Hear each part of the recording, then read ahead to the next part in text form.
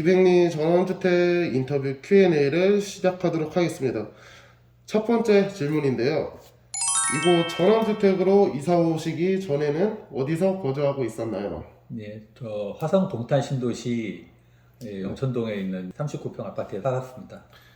거기서는 얼만큼 거주를 하셨죠? 한 4년 거주했습니다. 4년이요. 예, 개피하우스로 거주하신 지는 얼마나 되셨죠? 이제 한 달 좀 넘은 것 같습니다. 한 달 정도. 아직 그러면 난방비와 이제 전기세 같은 이제 유지 관리비는 아직 제대로 못 받아보셨죠? 대략적으로 예상은 되는데요. 뭐 난방비는 한 20일 기준으로 한 16만 원 정도 나왔어요. 20만 원 초반 정도 예상이 되고 있고요. 전기 같은 경우는 태양광이 이제 가동을 시작해가지고 이번 달부터 이제 1월 달부터 가동이 시작됐기 때문에 지금 계산이 정확히는 안 되지만 3, 4만 원 정도 되지 않을까. 많이 나와 봐야. 예, 3, 4만 원 정도 안 나오지 않을까 싶어요. 그럼 나와 봐야 하는데 뭐 2만 원일 때일 수도 있고. 나와보면 아시겠죠? 그러면. 예. 근데 제가 볼 때는 난방비 같은 경우는 여기가 이제 공간 평수로 보면 거의 60평에 가까운 규모인데 저희가 뭐 전에 39평에 살았지만 거의 2배 되는 규모고, 그리고 이제 뭐 전기료 같은 경우도 사실 이전에 뭐 많이 쓸 때는 7만 원, 한여름에 7만 원 넘게도 나왔기 때문에 그거에 비하면은 여기 단독주택으로서의 뭐 유지 관리비 비용은 저렴한 것 같습니다. 이거 개피하우스 주변 인프라에 대해서는 어떻게 생각하시는지.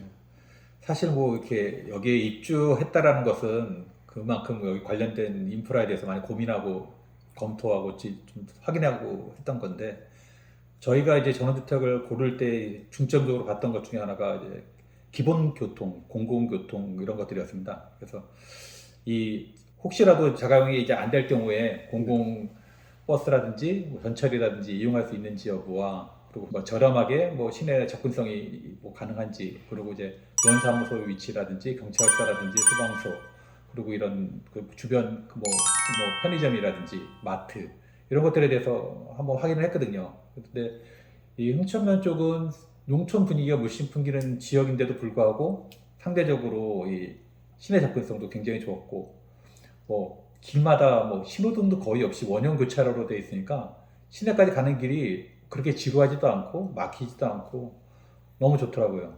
그래서 그런 점에서 저기 여기를 여러 번 와봤지만 그래서 결정을 하게 된 것 같아요. 흥천면이라는 약간 좀 시내하고 좀 많이 떨어져 있는 곳이지만 그런 편의시설이나 이것들이 의외로 저런 주택에 사는 사람들에 비하면 뭐 좀 가깝다고 해야 될까요? 아니, 접근성이 좋다고 해야 될까?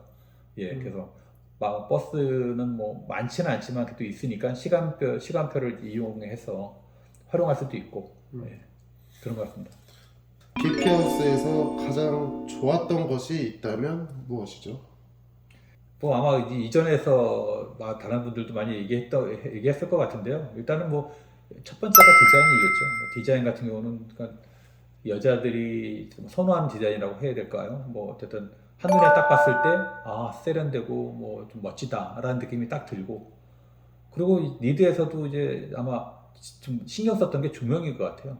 그래서 네, 맞아요. 뭐 디자인 다음으로 조명이 아주 좀 남다른 감각이 있다고 해야 되나? 뭐 실내도 그렇지만 실외의 조명 또한 밤에 불을 다 켜놓고 사진을 찍어서 이제 친구들한테 보냈어요. 너무 멋지다 그러더라고요. 이 조명을 다 켜놓고 이게 딱 찍으니까 이거는 뭐 시골의 전원주택이 아니라 도시의 뭐 멋진 그냥 뭐 몇십억짜리 뭐 그런 주택 같은 느낌이 든다 그럴까? 뭐 그런 느낌이 들더라고요. 여기 2층 거실이나 이런 데도 그렇고, 그러니까 조명이 참 멋지다라고 생각하는 거. 그리고 그거는 뭐 사실은 이제 보여지는 면이고 숨겨진 면은 이제 품질이죠. 그러니까 전원주택의 가장 중요한 점이 아까도 냉난방비 물어보셨지만 살면서 비용이잖아요. 그렇죠. 그리고 전원주택은 이제 은퇴자들이 살아가려고 하는 그런 목적이 많은데 은퇴자들은 비용을 줄이는 게 또 하나의 목적이거든요. 근데 냉난방비가 많이 나오면 감당하기 힘들죠. 근데 여기서 살아보니까 품질이 일단 좋은 것 같아요. 뭐 단적인 예로 뭐 단점이 될 수도 있지만 마당에서 여기랑 말로 소통이 안 된다는 거, 전화기를 이용해야 된다는 거, 그 점은 그만큼 완벽하게 차단되어 있다라는 뜻이고, 그러니까 냉난방비가 절약될 수 있을 거라고 보여지는 것 같고, 그런 것 같습니다. 그래서 뭐 그거에다 하나 더 추가한다면 뭐 사후 관리도 뭐 잘 되고 있는 것 같고요. 왜 사후 관리를 잘해줄까 생각해 보면 앞으로 계속 사업을 아마 니드에서도 키워가기 위한 목적이 많을 거라고 보여지고 있고요. 그래서 어쨌든 그 점에 대해서는 항상 감사하고 있습니다. 집 공간 중에 사장님께서 개인적으로 좋아하시는 공간이 있나요? 그 아파트에서 살다가 왔기 때문에 일단 뭐 마당이라는 느낌이 참 좋고요. 네. 그리고 사실은 대문의 느낌도 참 좋아요. 대문. 어떤 경계선이라는 느낌, 나의 경계선 이런 느낌도 좋고. 그리고 사실은 뭐 여기 실내에서는 이제 내방이라 그러니까 순수하게 내방이라는 거를 가질 수 있으니까 따로 예, 내방을 딱 갖는 것도 너무 기분이 좋아요. 그러니까 어렸을 때도 사실은 뭐 가정이 이렇게 부유하지 않았기 때문에 뭐 내방이 없다가 나중에 이제 내방이 생겼지만 이 집 어느 정도 결혼하고 지금까지 살면서는 또 그냥 그 내방이 없어졌다가 이번에 다시 또 내방이 생기니까 그것도 또 너무 나름대로 설레이고 좋은 것 같아요. 네. 확실히 다르시네요. 사모님 분들 같은 분들은 이제 카페, 바 이런 거, 거시 이런 거 많이 얘기하시는데 예. 확실히 관점이 많이 확실히 남자는 다르신 것 같아요. 개피하우스의 마케팅 포인트죠. 그 카페 룸이라든지 뭐 그렇죠. 2층 거실이라든지 뭐 이런 것들, 화장실 이런 데 사실 화장실은 뭐 제가 봐도 참 멋집니다. 그래서 호텔 어디 뭐 부럽지 않은 화장실이고 우리 와이프는 거기서 샤워도 안 시켜요. 진짜. 그 깨끗하게 유지 관리해야 된다고. 근데 거기서 보는 전망이 너무 멋져가지고 저는 가급적이면 그쪽 화장실 이용하고 싶은데 그 1층으로 내려가셨어요. 예. 1층이 좀 작으니까 좀 개피하우스가 다른 전원주택과 차이점이 있다면 혹시 어떤 게 있을지?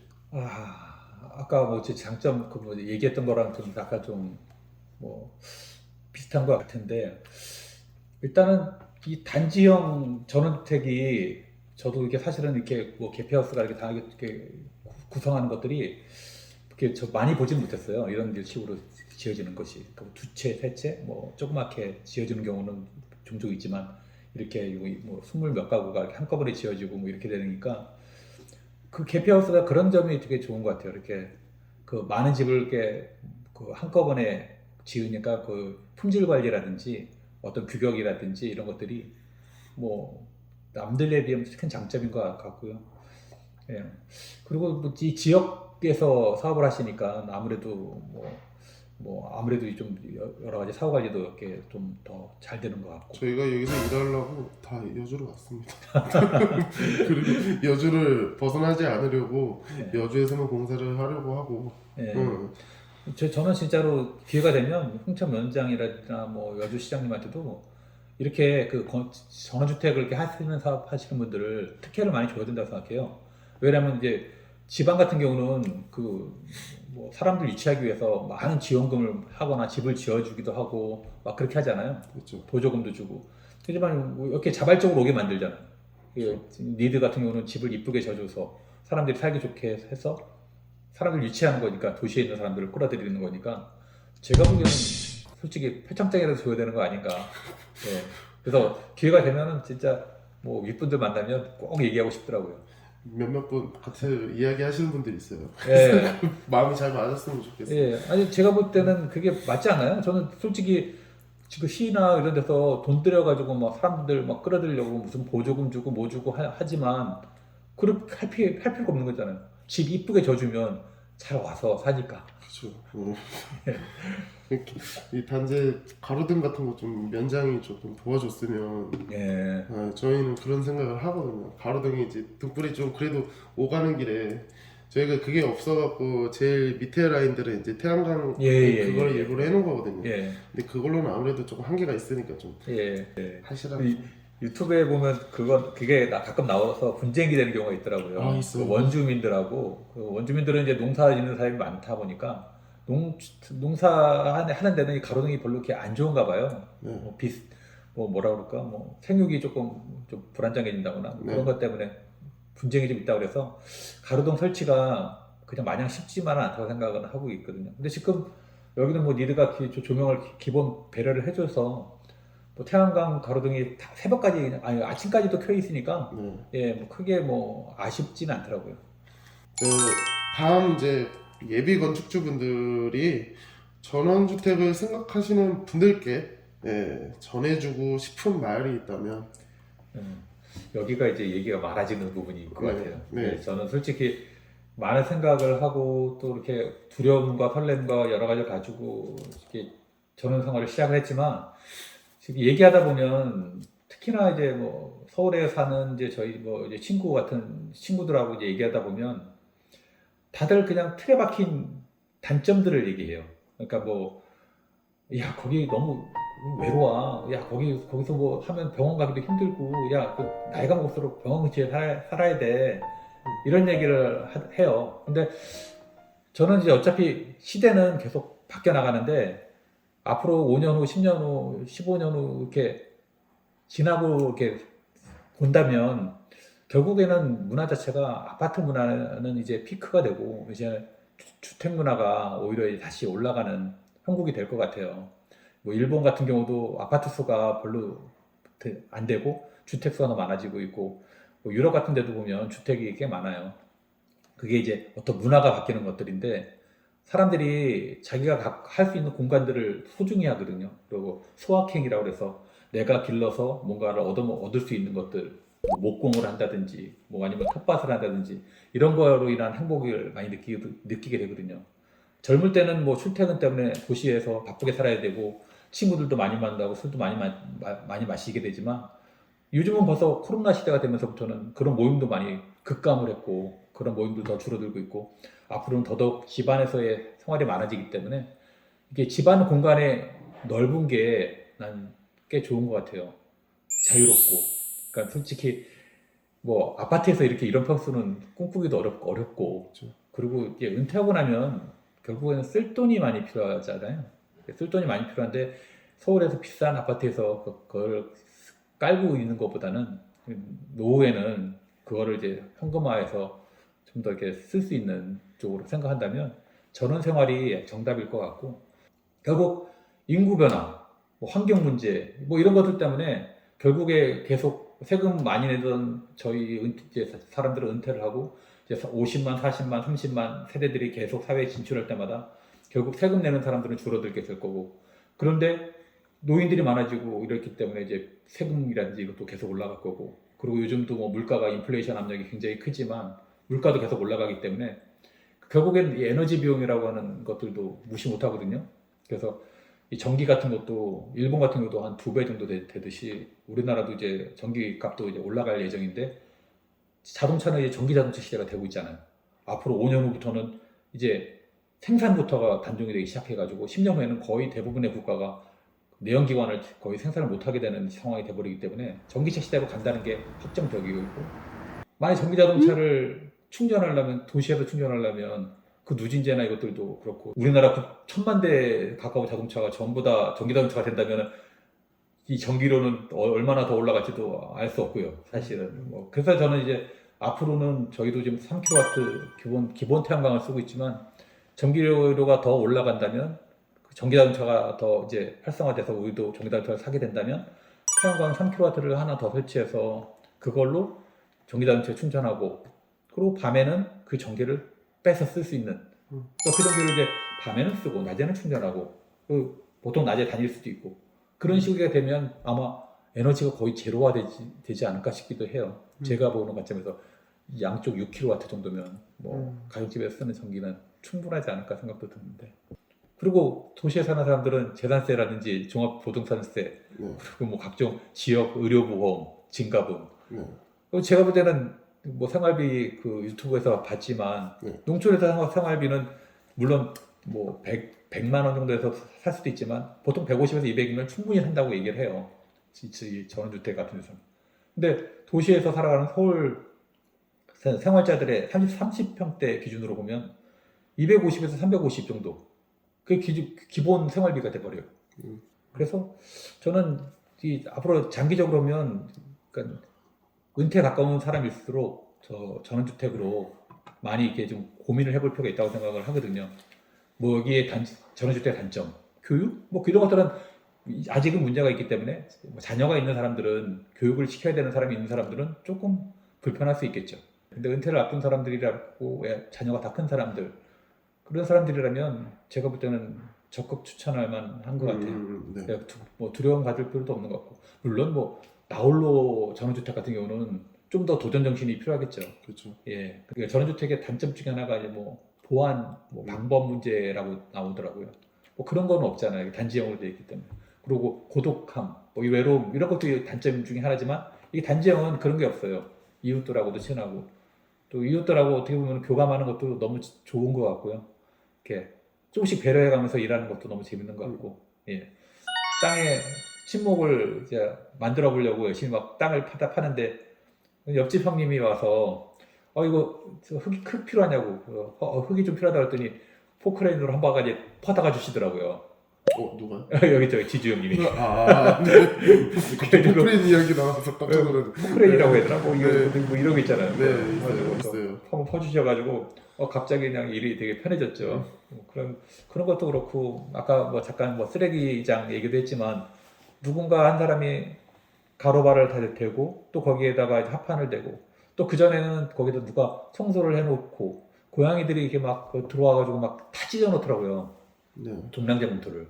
그러니까 너무나 지저분한데 누군가는 그걸 또 치워주고 그 누군가는 또 50리터짜리 사다가 그걸 또 다시 담아서 또 해주고 그리고 이제 어느 순간에 누가 이름표도 또 달아주고 그러니까 다른 사람들이 이렇게 해나간다는 게 또 되게 마음 설레이고 따뜻한 것 같아요.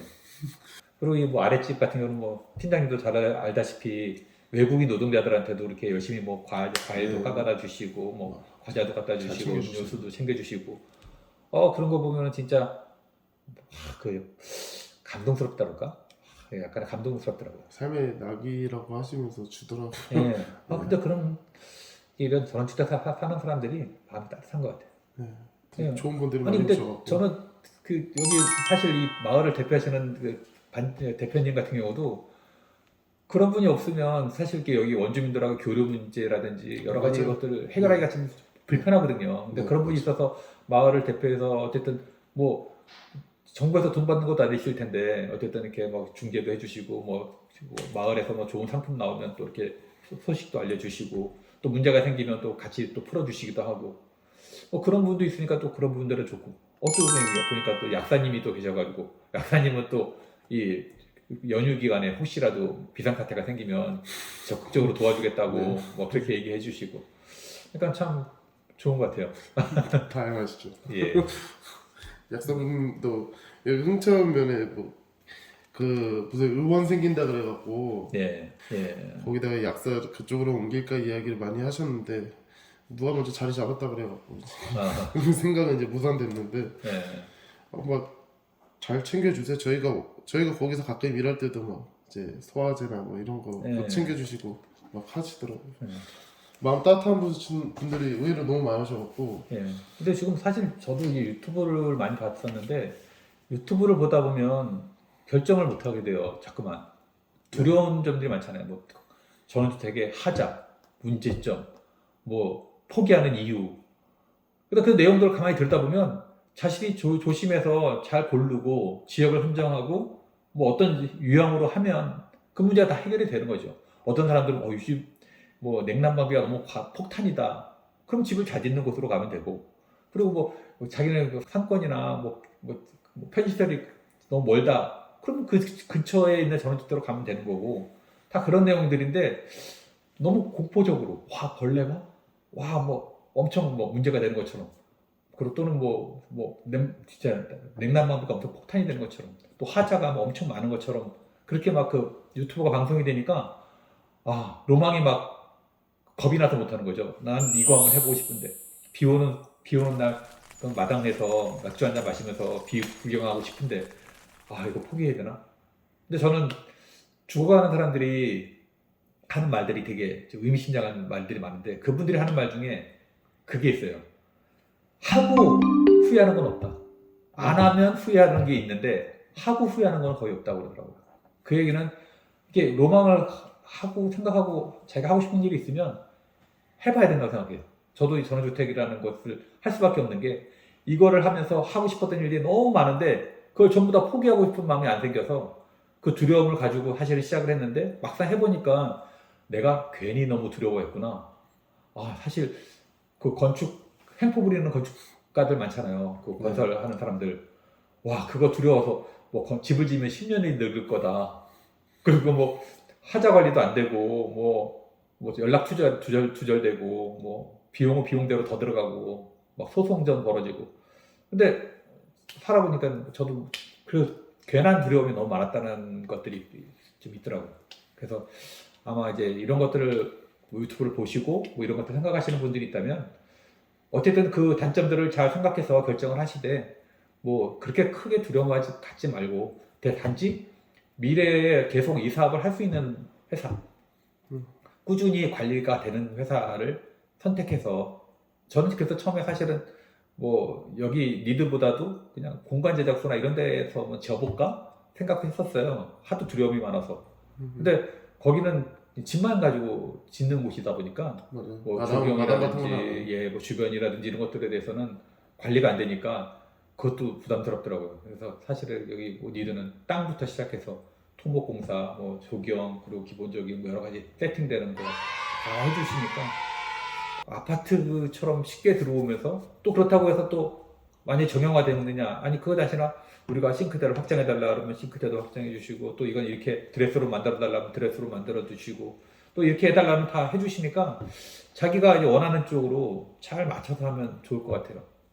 예, 그래서 저는 하여튼 예비 건축주인 분들이 이걸 본다면 어쨌든 너무 두려워하지 마시고 자기가 하고 싶은 거나 이것들을 잘 생각해서 적당하게 맞는 지역과 네. 또 업체를 선정해서 한다면 진짜 인생에 있어서 또 다른 행복을 즐길 수 있지 않을까 생각합니다. 네, 좋은 말씀 너무 많이 해주셨어요.